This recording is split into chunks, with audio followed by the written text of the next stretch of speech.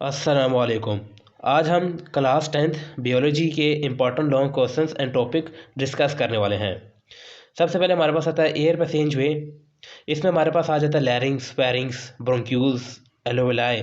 इन सब के बारे में आपको पता हो और इसकी डायग्राम भी आपको आती हो। कौन सी? इसकी एक डायग्राम है, वो आपको आनी चाहिए। ये हमारे पास एक इंपॉर्टेंट लॉन्ग क्वेश्चन भी है और इसमें से शॉर्ट क्वेश्चन भी बनकर आ सकते हैं। उसके बाद हमारे पास क्या चीज़ आती है कि मैकेनिज्म ऑफ ब्रीथिंग आ जाता है कि इसमें हमारे पास क्या चीज़ आती है, एक्सहेलेशन आ जाता है, इनहेलेशन। इसका डिफरेंस आना चाहिए आपको। ये हमारे पास किसके लिए इंपॉर्टेंट है? शॉर्ट क्वेश्चन के लिए। उसके बाद अगर हम चैप्टर 2 में से बात करें तो हमारे पास आता है किडनी। किडनी में हमारे पास उसका स्ट्रक्चर आ जाता है। उसके बाद हमारे पास स्ट्रक्चर आ जाता है और फंक्शन आ जाता है। ये चीज़ें हमारा बिल्कुल आपको तैयार होनी चाहिए विद डायग्राम। किडनी की डायग्राम भी आपको बिल्कुल याद होनी चाहिए। इसमें से हमारे पास शॉर्ट क्वेश्चन भी आ सकते हैं और ये लॉन्ग क्वेश्चन भी खुद बनकर आ सकता है। उसके बाद हमारे पास आता है पेरिटोनियल डायलिसिस। इसकी जो डायग्राम है वो भी आपको आनी चाहिए। शॉर्ट क्वेश्चन के लिए बहुत ही इंपॉर्टेंट है ये। उसके बाद हमारे पास आता है किडनी स्टोन्स आ जाते हैं और उसका ट्रीटमेंट किस तरीके से किया जाता है। जिस तरह हमारे पास लिथोट्रिप्सी आ गया, ये सब आपको पता होना चाहिए किडनी स्टोन में। ये एक इंपॉर्टेंट शॉर्ट है।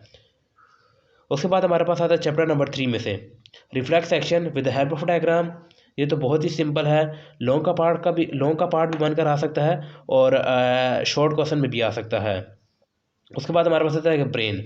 ब्रेन में हमारे पास आ जाता है फोर ब्रेन हो गया, मिड ब्रेन हो गया, हाइंड ब्रेन हो गया। ये सब आपको आना चाहिए। ये तीनों पार्ट आपको अच्छे तरीके से आने चाहिए। उसके बाद हमारे पास आता है डिसऑर्डर ऑफ आई आ जाते हैं, जिसमें मायोपिया आ जाता है, हाइपरमेट्रोपिया आ जाता है। ये दोनों डिजीज आपको इनका डिफरेंस आना चाहिए। उसके बाद इंडोक्राइन ग्लैंड आ जाएंगे। इंडोक्राइन ग्लैंड हमारे पास क्या आता है कि इसमें से शॉर्ट क्वेश्चन भी आते हैं, लॉन्ग का पार्ट भी बनकर आता है। ये मैं एक लेक्चर अपलोड करूँगा, शॉर्ट सा लेक्चर होगा जिसमें सारे इंडोक्राइन ग्लैंड के बारे में बताया होगा। इनकी अंडर सिक्रीशन से क्या आता है, ओवर सिक्रीशन से आता है। आपने उस लेक्चर से कर लेने अच्छे तरीके से।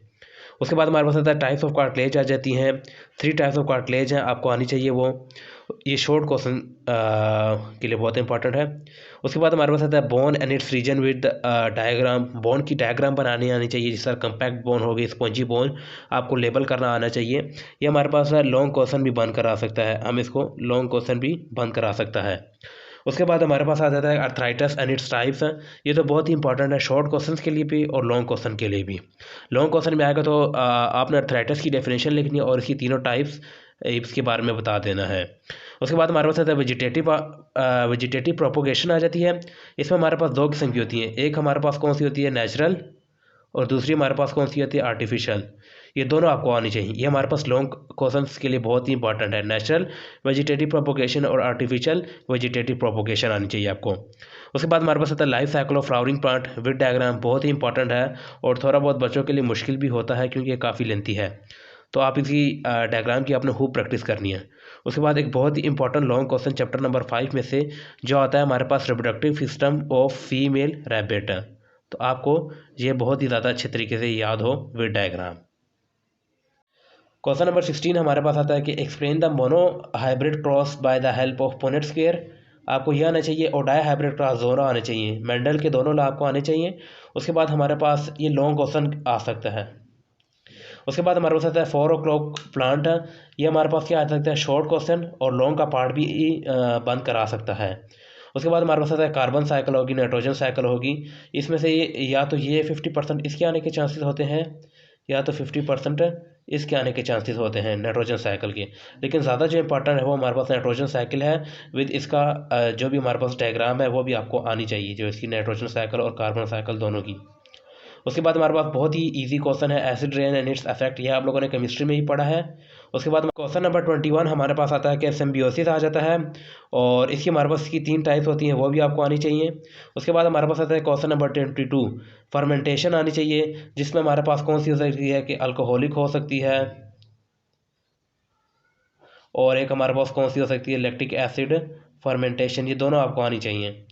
उसके बाद हमारे पास आ जाता है 8 अचीवमेंट ऑफ जेनेटिक इंजीनियरिंग, जिसमें हमारे पास क्या चीज़ आ जाती है कि production of insulin with diagram आपको ये आनी चाहिए। हमारे पास क्या आनी चाहिए, विद डायग्राम आपको ये आनी चाहिए। उसके बाद हमारे पास कौन सा आ जाता है क्वेश्चन नंबर 24 बहुत ही इंपॉर्टेंट लॉन्ग क्वेश्चंस के लिए कि how single cell protein is produce, describe its significance.